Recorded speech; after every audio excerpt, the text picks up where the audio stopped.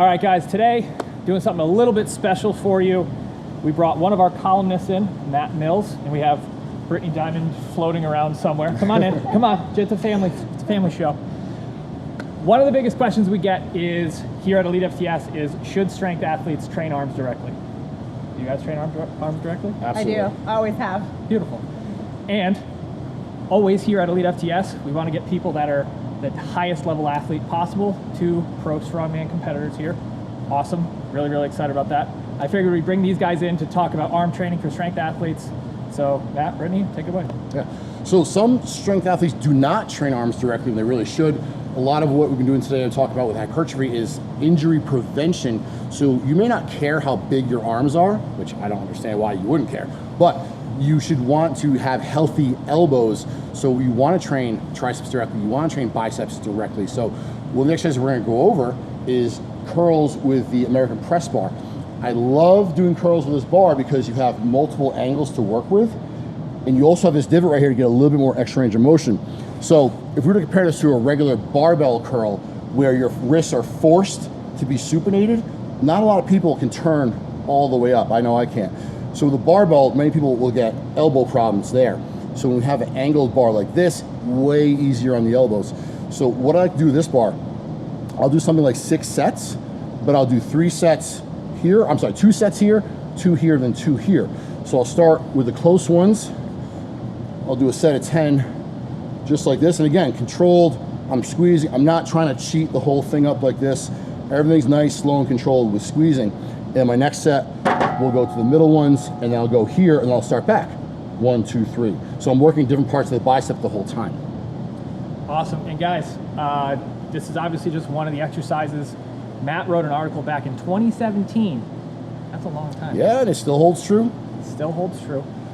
There's going to be more exercises in that article than you'll see in this video. If you want to see the entire list, go click the link up above or wherever we end up putting it.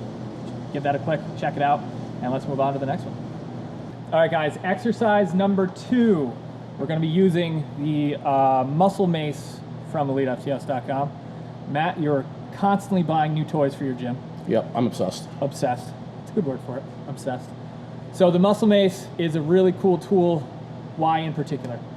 So having the 3 bells like this allows you to do something you can, that I call, well, that is called the mechanical drop set. So Brittany can do her first set of, like, let's say 10 here, doing a tricep press down, where she's going to be pulling them apart, getting a good contraction at the bottom.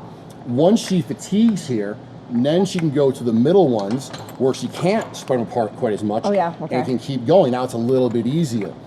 Once she fatigues here, she goes to the top ones and keep going where you can't at all. But now you just rep them out, get as much blood flow in there as you possibly can. So you get a crazy good pump by the end of this. And one of the cool things about having the bells, right?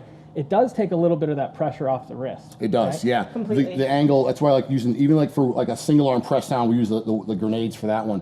So same thing, a lot of people, when you do a straight bar press down, you're getting kind of cranked in position like this, and that bothers people's wrists. If you're a little older, beat up from powerlifting and strongman like I am, you have a wrist issue like you do, these are perfect because you can grab it any way you want. That's gonna be more comfortable for you. That's one thing I've learned from Matt too. It's like a lot of people will train biceps for strongman. They think injury prevention, but triceps, if you think about it, it's a bigger muscle group, and oftentimes people will just do like close grip bench. I feel like that's the one I see. Matt was how I first got the idea to actually train more like power building, and it's definitely paid off because I've, knock on wood, I've never had an upper body injury besides my wrist. So and starting your tricep workout with press downs, get your elbows warmed up for then doing extensions later on, skull crushers or close grip, whatever you're going to do. Because I know for me, if I jump right into skull crushers with not warmed up, my elbows aren't going to feel so great. I start with an exercise like this, elbows are good and warmed up, blood's pumping to them, I can then go on and do other bigger movements without any pain. We are going to do a crossbody curl with kettlebells. These are great, or actually they're called pinwheel curls sometimes.